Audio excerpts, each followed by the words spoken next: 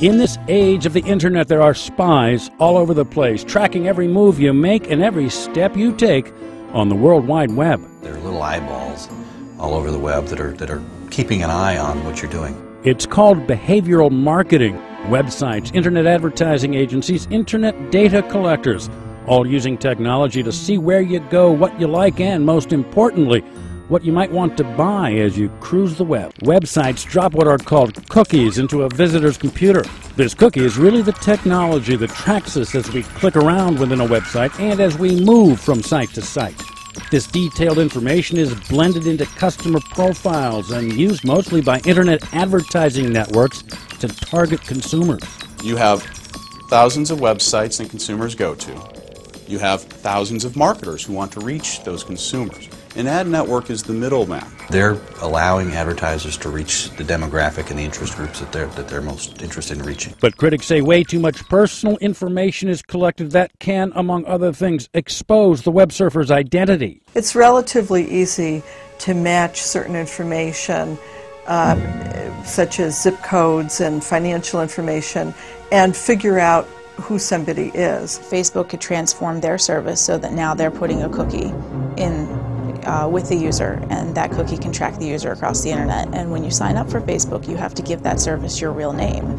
So absolutely, that information, the tracking information, is being connected with your actual identity. Cookie-generated data is also gathered by data collection companies. The information is packaged into millions of customer profiles, then grouped, bundled, and sold to advertising networks. Critics say this cookie-generated information may be used in a way that hurts the web surfer. They can also make assumptions about you in terms of your sexual preferences or your race or ethnicity or your finances. The information could be accessed and used by somebody for purposes that you never dreamed of. You might eventually have that piece of information about your surfing habits somehow collected by an insurance company or by someone else that would then harm you by charging you more. Ad networks and websites say they voluntarily follow regulations that prohibit the sharing of private information,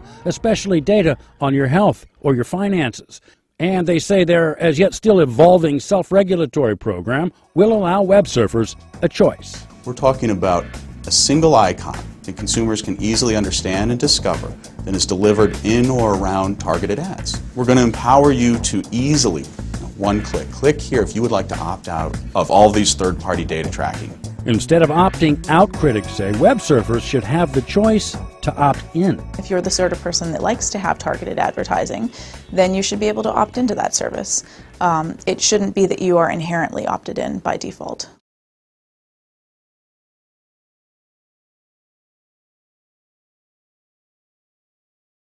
If I search for something and you search for something, even right now at the very same time, we may get very different search results.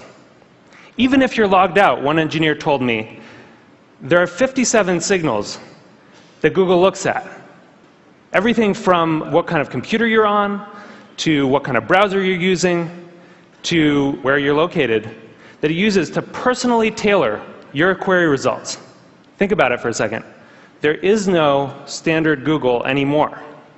And you know, the funny thing about this is that it's hard to see. You can't see how different your search results are from anyone else's.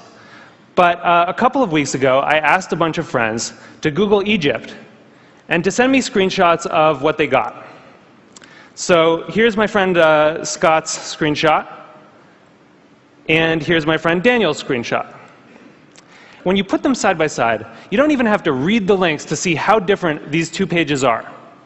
But when you do read the links, it's really quite remarkable. Daniel didn't get anything about the protests in Egypt at all in his first page of Google results. Scott's results were full of them. And this was the big story of the day at that time. That's how different these results are becoming.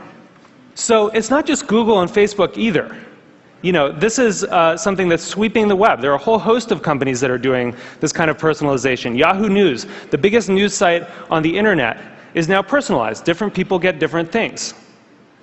Huffington Post, Washington Post, New York Times, all flirting with personalization in various ways.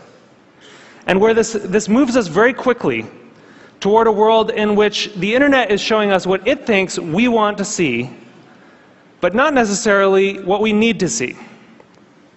As Eric Schmidt said, it'll be very hard for people to watch or consume something that has not, in some sense, been tailored for them.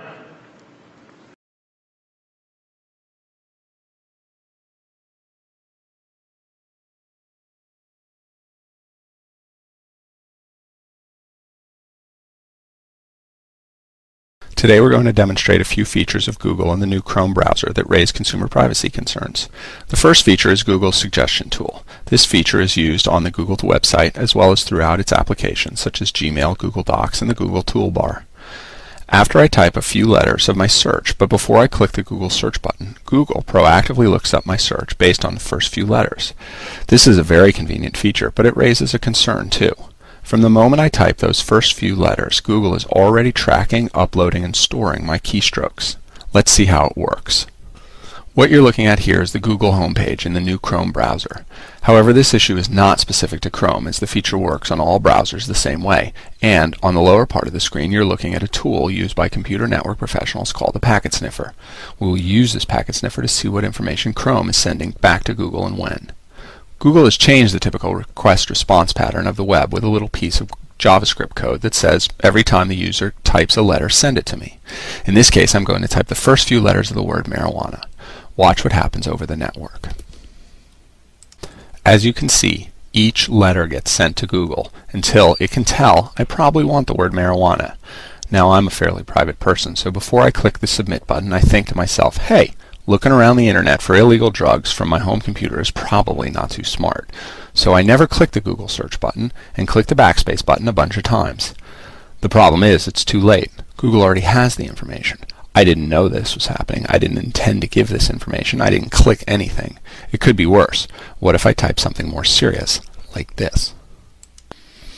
And it's not just Google that can see this information. Anyone with a packet sniffer between me and Google can see that I type this.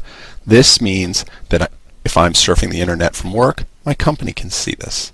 If I'm surfing from a wireless connection at Starbucks, Starbucks can see this.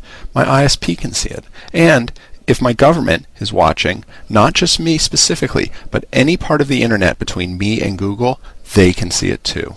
To make matters worse, Google has stored this information on their computers. So if someone with a warrant demands this information, they can see this information as well.